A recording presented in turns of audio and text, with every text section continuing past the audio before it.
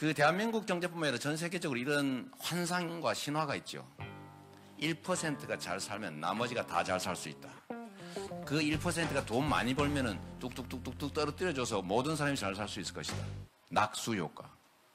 근데 이게 과거에는 꽤 효과가 있었습니다. 그러니까 절대 빈곤을 벗어나야 될 그런 시기에는 약간 유용한 모델이었던 것 같아요. 성장은 하되 극소수한테 그게 다 과실이 귀속되면서 상대적 격차는 점점 커지고 또 이 강자들이 국가 권력하고 결탁하면서 노동자들 탄압하고 이게 노동의 질도 떨어지고 일자리의 질도 떨어지고 일자리의 양도 줄어들고 거기다가 점점점 예를 들면 국민 게을러진다 이런 소리 해가면서 복지 과잉으로 가게 되면 국민들은 나태해집니다. 이 복지 지출도 줄이고 또 세금도 서민 쪽만 자꾸 증세를 해요. 소득세는 이렇게 계속 늘어났는데 법인세는 그냥 그대로 46조, 45조에 그냥 고정되어 있다고 합니다. 우리 서민들이 내는 세금만 계속 늘어난 거죠. 이러니까 계속 불평등이 심화되지 않습니까? 그러다 보니까 결국 시중에 돈이 없어져서 경제 발전을 하려도 할 수가 없는 상태가 되어버렸다.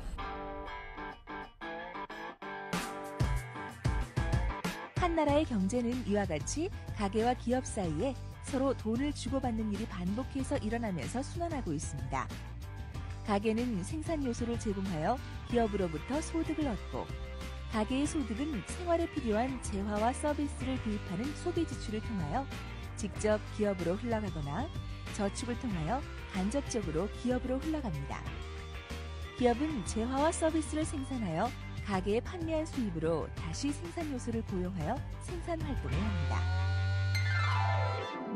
이러한 순환 과정에서 유통되는 재화와 서비스의 양이 커지면 경제가 호황이 되고 작아지면 불안됩니다.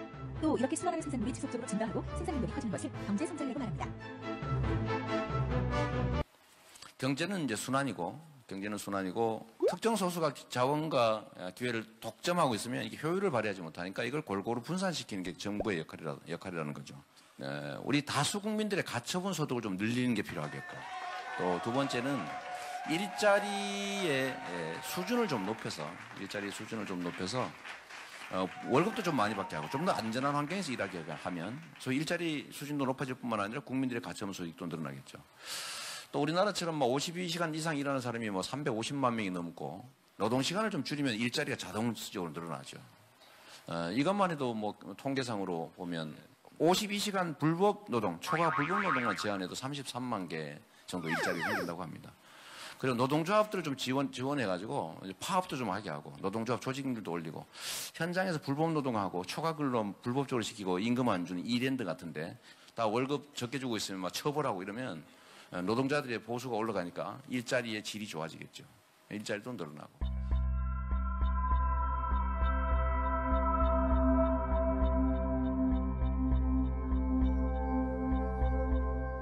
이 복지 지출을 늘려야 된다.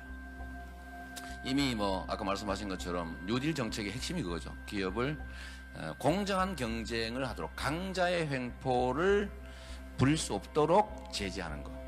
그리고 너무 많은 이익을 독점하고 있으니까 그 이익에서 세금을 좀 많이 걷는 거. 이 걷은 세금으로 일자리 해주고 복지 지출 늘리고 노동조합을 강화하고 노동자 보호를 확대해서 노동자들의 소득을 늘려서 중산층을 만든다. 이게 그때 당시 정책이었는데 우리도 이걸 뺏겨서 지금 해야 될 때가 된 것 같아요. 우리 사회가 새로 도입해야 될 기본소득 얘기를 잠깐 좀 하도록 하겠습니다. 이게 훨씬 더 일반적인 복지 정책보다는 경제 성장이 더 도움이 되더라. 실험 결과도 있다는 겁니다. 국민들 소득을 올리는 데 도움이 되고 똑같은 돈을 쓰는데 낫더라는 거죠. 4대 강보다 훨씬 낫더라. 그래서 이 기본소득을 우리가 좀 도입을 하면 저항이 많죠. 그럼 재원을 어디서 마련할 거냐. 재원을 어디서 마련할 거냐. 결국 두 가지죠. 정부 재정을 아끼는 방법. 두 번째 세금을 늘리는 거죠. 지금 우리나라의 소득 격차가 연소득 격차가 상위 10%가 약 45%의 소득을 차지하고 하위 50%가 5% 갖고 나눠 갖고 있고 또 국가 자산, 국가의 부의 66%를 10%가 가지고 있고 50% 하위 50%는 2% 갖고 또 나눠 갖고 있고 이러죠. 이 너무 소득 격차도 크고 거기에 쌓여서 자산 각 격차도 크니까 이거를 좀 교정을 해야 되겠다. 교정을 하는 방법으로는 여러 가지가 있지만 일단 너무 많이 가진 측의 소득 부분에 대해서 과세를 좀 해야 돼. 증세하자. 법인세를 증세하자는 거죠. 그것도 모든 법인에다 하면 또 약간 좀 그러니까 많이 버는 데만 500억 이상만 법인세 증세하면 약 평균 15조 정도 거둘 수 있다고 합니다. 8%만 증세하면 10억 이상 버는 초고소득에 대해 고소득에 10% 정도, 포인트 정도 증세하면 한 2조 4천억. 이 정도를 만들 수 있고 정부 예산이 400조인데 한 7% 정도만 조정하면 28조 원 정도로 만들 수가 있습니다. 한 30조 정도.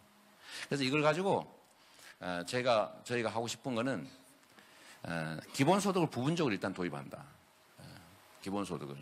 그래서 대개 한 28조 원 정도를 100만 원씩 2,800만 명한테 지급을 하는데 그 대상은 출산 지원이나 교육 지원을 하기 위해서 0세부터 19세까지 또 20세부터 29세까지 청년들 어려우니까 65세부터 그 다음 그러니까 노인 빈곤이 워낙 심각하니까 그 다음에 특수한 계층으로 장애인들을 전원 100만 원 정도 지급하고 농민이 지금 수출 대기업들 때문에 희생당이 있지 않습니까? 그래서 그러나 또 전략산업으로 중요하니까 농어민 쪽에 100만 원씩 지급하고 하면 가구당 대개 평균적으로는 한 200 몇십만 원 정도 시골에 5명 정도 가구원이 있으면 한 500만 원 정도 1년에 받을 수 있으니까 적은 돈이 아니죠. 이거를 기본소득 형태로 지급을 하고 이걸 대신에 또 아까 우리 조 교수님 말씀하신 것처럼 우리 성남시에서 실제 했던 건데 우리 성남시에서는 재래시장의 매출이 올라가고 살아나고 있습니다. 청년배당, 산후조리비 이런 것들을 성남에서 영세상인 자영업자한테만 쓸 수 있는 지역화폐로 주고 있거든요. 그러니까 이게 동네 매출이 또 올라갑니다. 반드시 한 번은 쓰여지니까요. 그래서 이거를 기본소득으로 좀 도입해서 정부가 마음만 먹으면 지금 당장이라도 할 수 있으니까 당장이라도 할 수 있으니까 이게 경제 살리는 데 크게 도움이 될 거라고 생각돼요. 즉 국민들의 가처분 소득을 늘리는 거죠. 그리고 그걸 또 지역화폐 형태로 지급하면 지역 경제가 삽니다. 영세 자영업자 560만 명한테 매출이 평균 600만 원 정도 늘어날 수 있기 때문에 엄청난 경제 효과를 낳겠죠. 그래서 이 기본소득을 도입해서 경제를 살린다. 일단 증세가 필요 없는 상태, 현재의 재정 수입만으로도 조정을 해서 충분히 할 수 있습니다. 두 번째로 오늘 혹시 여러분들 들으면 좀 충격적일 수도 있고 저 사람이 드디어 미쳐가는구나 라고 생각할 수 있는 얘기를 제가 좀 하나 하려고 합니다.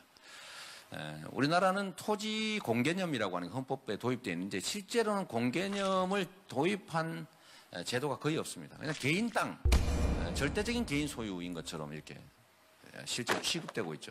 소유권은 인정해도 기본적으로 토지는 우리 모두의 것이다. 전 세계에서 가장 낮은 수준. 세금을 안 내고 있는 거죠. 보유세를. 그래서 이거를 좀 고쳐서 국토 보유세를 신설하자. 국토 보유세를.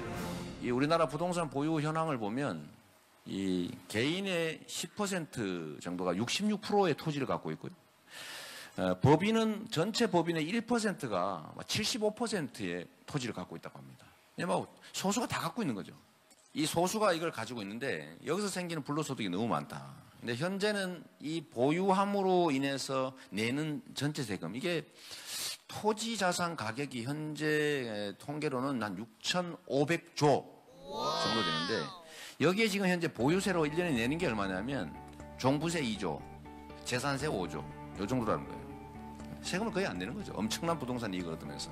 그래서 이거를 한 15조 원 정도 더 걷게 설계를 해서 국토 보유세를 만든 다음에 이거는 오로지 기본소득용으로만 쓰게 기본소득 목적세 형태로 만드는 거죠. 그러면은 이거를 전 국민한테 한 30만 원, 월 연 30만 원 정도 지급하는데 일단 초보적으로 이걸 시작하는 겁니다. 국토 보유세를 신설하고 그다음 거기에 따라서 일정한 세를 내고 연 30만 원씩을 1인당 받는데 이렇게 하게 되면 대개 95% 정도는 자기가 낸 것보다 더 받습니다. 자기가 낸 것보다. 이미 내고 있는 재산세 뭐 이런 거 다 합쳐서 그거보다는 조금 더 내고 받는 게 훨씬 더 많아요. 95%. 약 5%는 손해를 보게 됩니다. 이제 부동산에 관계된 거 하나만 더 말씀을 좀 드리면 저는 이제 그런 걸 하고 싶죠. 주식 백지 신탁제라고 하는 게 있습니다. 그죠? 국회의원들. 왜냐하면 그거 가지고 혹시 국회의원 권한 이용해서 주가 조작하거나 이익을 보면 안 되니까 모든 국민들이 받아들였죠. 근데 왜 주식은 되는데 부동산은 안 될까? 꼭 보면 고위공직자들이 부동산을 많이 갖고 있습니다. 그래가지고 그 부동산 때문에 정책을 이상하게 만들어요. 자기 혜택 보기. 그래서 그런 것들을 원천적으로 차단하기 위해서 부동산 백지 신탁제를 도입했으면 좋겠습니다.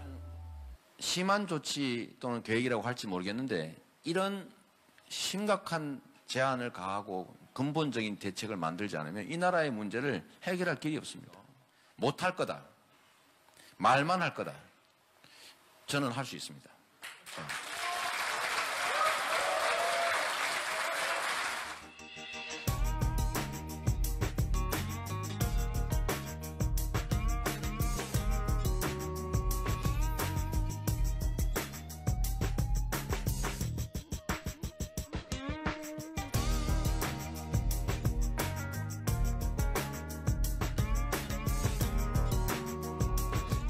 정책이 없어 못하는 게 아니죠. 사실은 의지 문제입니다. 강자들, 경제적이든 뭐 사회적이든 뭐 어떤 측면에서 강자들이 가지고 있는 기득권을 제한해서 다수의 약자들과 함께 살게 만든다고 하는 것은 기득권자와의 한판 싸움을 의미합니다. 이 싸움, 한판의 승부는 사실 두렵습니다. 무섭죠. 실제 피해를 입을 수도 있어요. 저도 피해 많이 입었어요. 싸우다가 감옥도 갔고 수배도 돼봤고 협박당해가지고 제가 뒷주머니에 가스총 3년 동안 차고 다닐 일도 있습니다. 죽인다 그래서. 이거는 결국 의지의 문제다.